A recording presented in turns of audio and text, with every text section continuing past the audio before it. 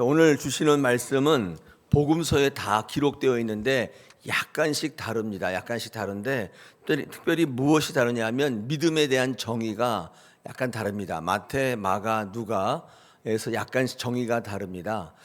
지금 풍랑이 이는 것을 보고 두려워하는 제자들에게 주님께서 마태복음에서는 믿음이 적은 자들아 이렇게 얘기했고요. 또 마가복음에서는 왜 믿음이 없느냐 이렇게 얘기하셨고, 오늘 누가복음에는 뭐라고 말씀하셨습니까? 네, 너희 믿음이 어디 있느냐 이렇게 말씀하셨습니다. 그러니까 약간씩 다 다른 것을 우리가 알 수 있습니다. 오늘 이 점을 좀 같이 나누면서 왜 복음서 기자들이 그 믿음에 대한 정의를 이렇게 다르게 내리고 있는가에 대해서 말씀 좀 살펴보는 시간을 좀 갖겠습니다. 이 신학에 따라 다른 거죠. 믿음을 정의하고 규정할 때 각자의 신학에 따라서 다르게 말씀을 아마 적은 것 같습니다. 오늘 이 말씀을 좀 같이 나눌 텐데, 자, 먼저 믿음을 무엇이라고 규정할 수 있는가? 특히 오늘 본문의 누가복음을 보면 너의 믿음이 어디에 있느냐 이렇게 물으면서 믿음의 출처를 묻고 있습니다. 믿음의 출처. 여러분, 믿음이라는 것이 모두 바람직한가를 물어볼 수 있는데 여러분, 그렇지 않습니다. 왜냐하면 잘못된 믿음이 있어요. 다시 말해서 사탄이 주는 믿음도 있다는 것입니다. 이게 구별이 안 되면 그 믿음이 진짜 믿음인 줄 알고 믿음을 한단 말이죠. 그러나 이런 믿음은 반드시 어디서부터 왔는가가 굉장히 중요합니다. 누가가 너희 믿음이 어디 있느냐라고 묻는 것은 너희 믿음이 어디서부터 기인한 것인가를 묻고 계시는 거죠. 누가의 특별한 신학입니다. 우리가 믿는 믿음이 정말 믿음이려면 주님의 말씀에 근거해야 돼요. 거기에서 근거한 믿음이어야 합니다. 제가 예를 한번 들어드리면, 이런 물질은 굉장히 좋은 것이지 않습니까? 이 물질은요, 하나님의 나라를 이루는 데에도 굉장히 사용되어집니다. 물질은 굉장히 필요하고 좋은 것입니다. 물질을 무조건 악한 것으로 또는 불의한 것으로 보는 것은 잘못된 믿음이에요. 다만 성경에서는요, 물질을 구별하라고 합니다. 하나님이 주시는 헌신적 은사로 주시는 물질이냐, 아니면 사탄이 우리를 유혹해서 멸망케 하는 그런 도구로서의 물질인가, 이 두 가지를 분별하셔야 돼요. 물질은 좋은 것이라는 믿음만 가지고는 어때요? 온전히 설 수가 없다는 것입니다. 아무리 물질이 좋지만 사단으로부터의 물질은 결코 좋은 게 아니에요. 그렇다면 어떻게 해야 돼요? 거절할 수 있어야 돼요. 이게 믿음이 어디서부터 왔느냐의 영역이 갖고 있는 파워예요. 분별이 된단 말이죠. 물질을 가지면서 망하는 거예요. 그게 물질이 사단이 주는 물질의 특징인데, 물질은 무조건 좋다고 생각해서 그 믿음을 갖고 있으면 여기서부터 우리는 헤어나올 수가 없다. 그래서 좋지 않은 것은 거절해야 되는데, 그 대표적 인물이 모세입니다. 모세는 히브리서 11장 24절에서 뭐라고 되어 있냐면, 모세는 장성에서 바로의 공주의 아들이라 칭함받기를 거절했다 이렇게 되어 있습니다. 아니, 그 좋은 걸 왜 거절합니까? 평생 먹고 살고 그냥 아무 걱정 없는 보장된 자리인데 거절했다. 도리어 하나님의 백성과 함께 고난받기를 잠시 죄악의 낙을 누리는 것보다 더 좋아했다. 그리고 그리스도를 위해 받는 수모를 애굽의 모든 보화보다 더 큰 재물로 여겼다. 그의 믿음의 출처가 하나님께로부터 있었기 때문에 모세를 멸망케 하고자 다가오는 유혹의 것들을 분별할 수 있었다는 것입니다. 이게 믿음의 출처가 하나님일 때 가능한 파워예요. 믿음이 자기에게 근거한 믿음 있잖아요. 좋아 보이는 것, 좋아 보이는 것처럼 보이는 건 다 물어요. 죽는다 그 말이에요. 없어서 죽는 게 아니라 그릇된 것 때문에 죽어요. 여러분, 우리는 기독교 신앙을 하는데 주님을 믿어야 해요. 우리의 바램과 소원을 이룰 수만 있다면 다른 것도 믿을 수 있다. 성경적 믿음이 아니에요. 왜냐하면 그게 우상 숭배이기 때문에 그렇습니다. 그것은 우리가 추구하는 믿음이 아니에요. 그래서 좋은 것으로 자꾸 다가와요. 사탄이 다가온단 말이에요. 그렇기 때문에 하나님은 가끔씩 우리의 믿음이 하나님을 향한 믿음인지 시험해 보신다고 제가 설교 때 한번 말씀한 적이 있어요. 욥처럼 한번 시험해. 어떻게 시험하냐면요, 두 가지인데 많이 줘보기도 하고 많이 빼앗아 보기도 해요. 하나님께서 이렇게 시험하시는 거예요. 어떻게 반응하는가. 창세기 22장 12절에서 이 아브라함에게 100세 때 준 아들 이삭을 제물로 바치라 했을 때 이 아브라함이 갖다 바치잖아요. 그때 창세기 22장 12절에서 하나님이 이렇게 말씀합니다. 내가 내 아들 내 독자까지도 내게 아끼지 아니하였으니 내가 이제야 네가 하나님을 경외하는 줄을 아노라. 그때 합격한 거예요. 그때부터 부어주시기 시작하는 거예요. 하나님은 여러분이 달라고만 하면 막 갖다 부어주시는 생각 없는 분이 아니시다는. 한번 빼앗아 보기도 하고 왕창 줘보기도. 그럼 사람이 바뀌거든요. 왕창 얻은 사람은 바뀌어요. 교회 안 나오고 인생 즐기고 다니잖아요. 왕창 빼앗긴 분은 하나님 원망하고 떠나간다. 아하, 저 사람이 하나님을 믿는 건 아니었구나. 하나님이 아신다.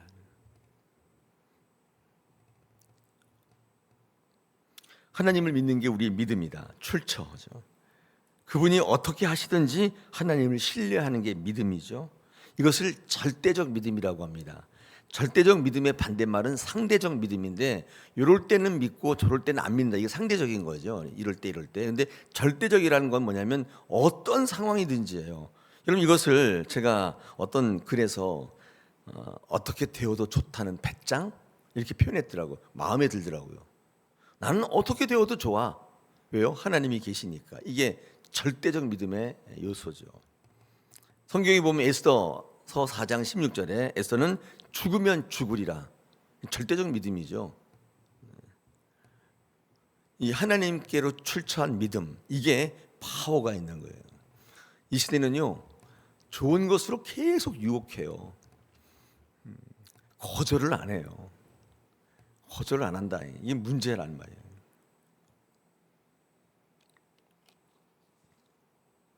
좋아 보이기만 하면 다 물어요. 돈처럼 생기면 다 물어요. 불편한 걸 견딜 수 없어요. 그러니까 사단이 계속 편한 걸 가지고 유혹하는 거예요. 안 넘어가는 사람이 없습니다. 편한 게 인생의 진리가 되어가지고 훈련받기를 거절하고 고난 중에 하나님의 선택하기를 싫어한다. 오늘 누가복음에 풍랑을 보고 막 두려워하는 제자들에게 누가는 어떤 신학을 이야기하냐면 너의 믿음이 어디에 있느냐, 출처를 묻고 있다. 그래서 편한 거 선택하면 안 된다는 메시지를 갖고 있습니다.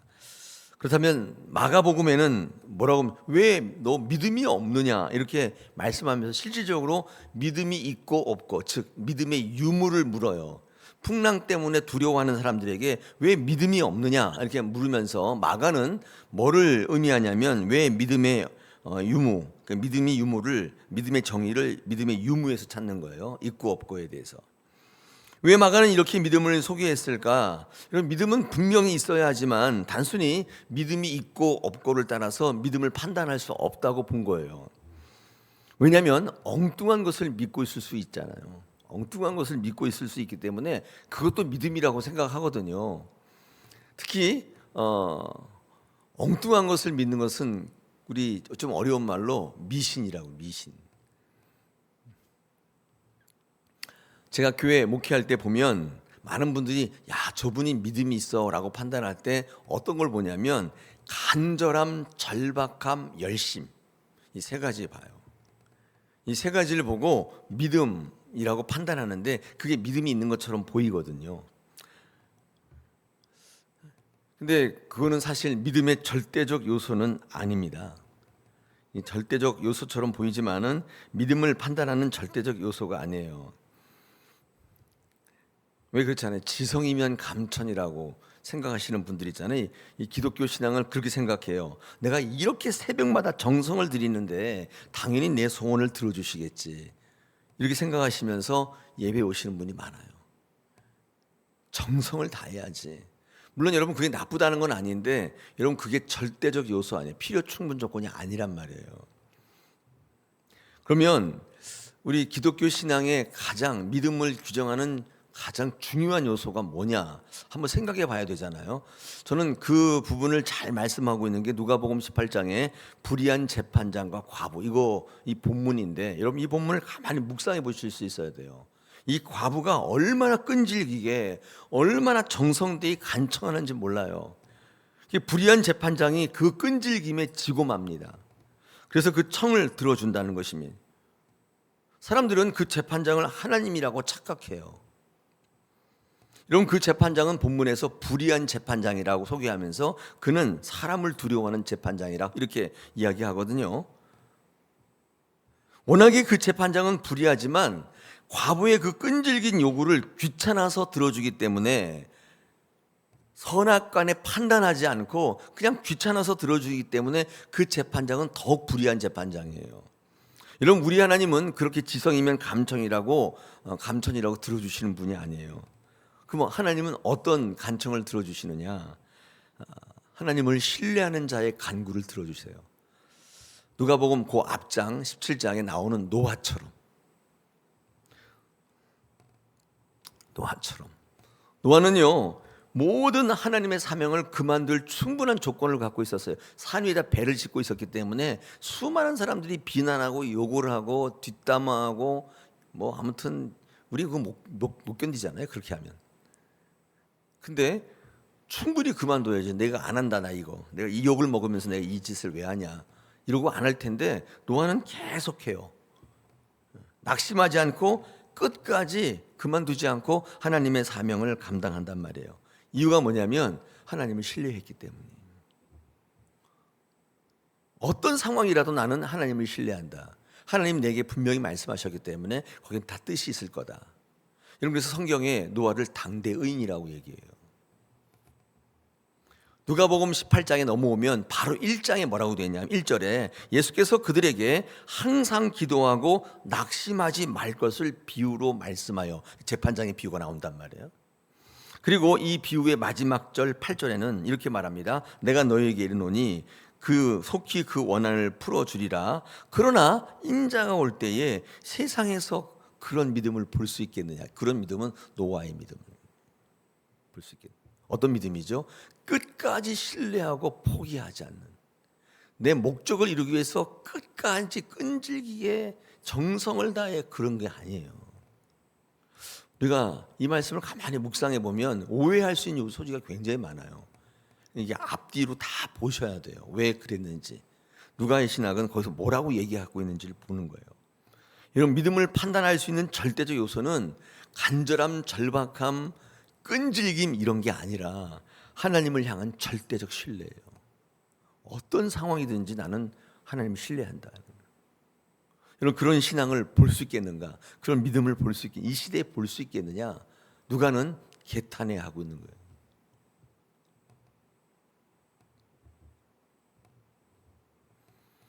그러므로 이 마가복음에서 풍랑에 두려워하는 제자들에게 믿음이 없는가, 왜 믿음이 없는가 질타하신 주님의 말씀은 왜 주님을 믿지 않는가, 왜 이런 상황 속에서 주님을 신뢰하지 않는가의 질타였던 거예요. 그 신학이 드러나 있는 거예요. 여러분, 절대적 신앙이 필요합니다. 이럴 땐 믿고 저럴 땐 안 믿고, 내 마음에 들면 믿고 안 들면 안 믿고, 우리들끼리 얘기면 그건 사실 신앙이 아니에요. 믿음이 아니에요. 누구나 한단 말이에요. 누구나 해요. 믿지 않는 사람들도 다 그렇게 해요. 우리가 과연 믿음을 갖고 있는 신앙이라면 절대적 신앙, 하나님을 신뢰하는, 마치 노아처럼. 주변에서 얼마나 막 입방아를 찢는지 몰라요. 뭐 왜 저러느니, 왜 이러느니 하면서 있잖아요. 근데 거기에 금방 그만둬 버리는. 주님을 신뢰하지 않는 거예요. 사실은 자기를 신뢰하는 거예요. 자, 마지막 마태복음에 믿음이 작은 자들아 이렇게 얘기한다고요. 이 마태는요, 믿음을 어떻게 규정하냐면 믿음의 규모를 가지고, 규모, 믿음이 큰 것이냐 작은 것이냐가 정말 문제냐, 이거 우리가 물어볼 수 있겠죠. 여러분, 마태가 믿음이 작은 자들아 이야기했던 것은 다른 말로 뒤집어 보면 믿음이 큰 자도 있다는 뜻이겠죠. 다시 말해서 큰 믿음, 작은 믿음이 있다는 이야기를 하고 있는 건데, 여러분, 여기서 또 파생되는 또 하나의 사실이 있습니다. 그건 뭐냐면 큰 시험이 있고 작은 시험이 있다는 얘기예요. 놀라지 마십시오. 큰 믿음, 작은 믿음, 큰 시험, 작은 시험이 궁극적으로 가리키는 말이 뭐냐면 믿음은 성장한다는 뜻입니다. 시험도 변화하고 진화한다는 뜻입니다. 이걸 놓치시면 안 돼요. 제가 마태의 신학을 신학교 다닐 때 한번 공부해서 논문을 쓴 적이 있는데 마태는 그런 신앙을 가지고 있었어요. 믿음은 계속 성장한다는 거예요. 큰 믿음이 될 수 있다는 거예요. 처음에는 작은 믿음으로 시작하지만 큰 믿음으로 성장을 한다는 것입니다. 큰 시험에는요, 큰 믿음이 필요하다. 작은 시험에는 작은 믿음으로만으로도 가능하지만 우리 인생에 절대적인 요소가 있어가지고 내 힘으로 내 이성으로 도저히 감당할 수 없는 그런 시험이 몰아닥칠 때가 있단 말이에요. 그때는 큰 믿음이 필요해요. 그래서 여러분, 큰 믿음으로 장성한 분량에까지 성장하셔야 돼요. 지상의 교회가 있는 이유 중에 하나입니다. 절대로 머물러 있으면 안 된다는 거예요. 처음에는 어린아이 같이 시작하지만 성숙한 믿음으로 성장하셔야 돼요. 그래서 어린아이 때는 매일 젖만 먹어요. 복 받는다, 잘 됐는다, 괜찮아, 이런 말로 굉장히 위로를 받지만 성장하면 딱딱한 것도 드실 수 있어야 돼요. 왜 그러냐, 왜 그렇게 하느냐, 그것도 들으실 수 있어야 돼요. 여기 어린아이들은 못 듣습니다. 매일같이 왜 교회 오면 복을 얘기 안 하고 매일같이 나무라느냐 이런 얘기를 하시는 이유는 어린아이란 뜻이에요. 자기 좋은 얘기밖에 못 듣는 거잖아요. 우리 애들 키워보시면 그렇잖아요. 막 꾸짖으면 시무룩해가지고 있잖아요. 가출도 하고 막 그러잖아요. 그러나 성숙한 사람들은 그렇게 얘기하면 자기를 돌아보게 되잖아요. 똑같습니다. 똑같아요. 믿음이 적은 자들아 이렇게 말했던 것은 궁극적으로 믿음이 성장해야 된다는 마태의 신앙에 그대로 드러나는 거예요. 왜 이런 거 있잖아요. 의학적 병명으로 외소증이 있는데 안 자라는 거예요. 제가 그런 분들 몇 분 알고 있는데 신체가 7살에 딱 멈춰져 있어요. 정신은 이제 막 30살 이렇게 되는데 몸이 딱 그렇게 멈춰 있는 거예요. 정말 힘들어요. 또 반대로 몸은 30 맞게 됐는데 이 정신 연령이 6살, 5살에 머물러 있는 그런 분도 있잖아요. 이거를 다 통칭해서 외소증이라고 하거든요. 프로테미아 뭐 제가 적어왔는데 이런 경우에는 부모님의 걱정이 이만저만이 아니에요. 딱 봤는데 건장한 청년인데 7살짜리 아이처럼 하는 거예요. 성장하지 않으면 하나님의 걱정이 되는 거예요. 근심이 돼요. 예수 믿는 지 50년 됐는데 어린아이 매일 젖만 달라고 그러는 거예요. 어떻게 생각하세요? 여기 다들 권사님이시잖아요. 다 권사님이신데 권사 정도 됐으면은 딱딱한 것도 먹고 소화시킬 수 있어야 되는데 그렇지 않죠. 그럴 때 하나님의 걱정이 근심이 이만저만이 아니에요. 영적 외소증 자라질 않았던 거예요. 왜냐하면 편한데 머물러 있는 애들이 클 때 있잖아요. 군대도 가고 막 이래 고난도 겪어보고 하면 막 크잖아요 사람이. 오늘 마태 복음은 안 나오지만 누가복음에 너의 믿음이 어디서부터 왔느냐 이 질문에 대해서 지금 마가와 마태 신학을 같이 한번 세트로 말씀을 좀 나누었는데 비교했어요. 근데 궁극적으로는 이 믿음이라는 것을 어떻게 규정하냐면 하나님께로부터, 그 다음에 신뢰로부터, 그 다음에 오늘 말하는 것처럼 성장으로부터 다 같은 얘기예요. 그 신학에 따라서 그들은 강조점이 달랐던 것입니다. 오늘 본문을 보시면서 여러분 어떻게 생각하셨습니까? 여러분의 믿음은 어디로부터 있는 것입니까? 여러분은 어떤 반응이세요? 주님께서 잔잔해져라 딱 잔잔해졌어요. 어떤 사람은 아멘 하시는 분도 있지만 어떤 사람은 에이 설마 그렇게 했어 의심하는 분도 있겠죠.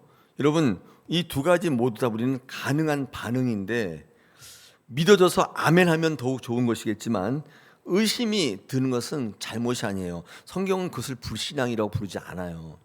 오히려 아무 생각 없이 무턱대고 아멘하는 그게 불신앙 쪽에 가까워요.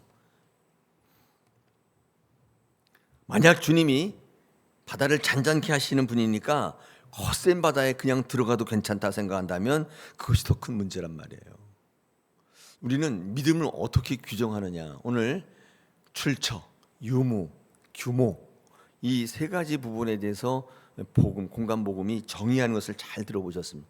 그리고 어떻게 하라는 주님의 명령을 여러분 들으셨어요. 그 믿음을 이루셔야 되는 것입니다. 그래야 하나님의 강력한 파워와 풍성함이 여러분께로 건너와요. 그런 믿음을 이루고 그런 하나님의 나라를 이루시는 멋진 인생 되실 줄로 믿습니다. 오늘 주시는